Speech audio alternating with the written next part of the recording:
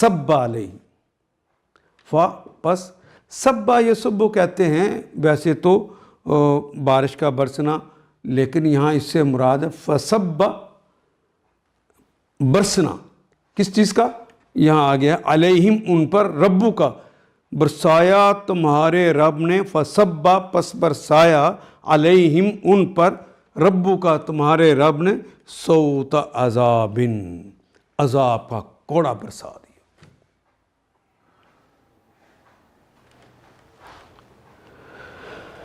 اللہ اکبر۔ آخر کار تمہارے رب نے ان پر عذاب کا کوڑا برسا دیا۔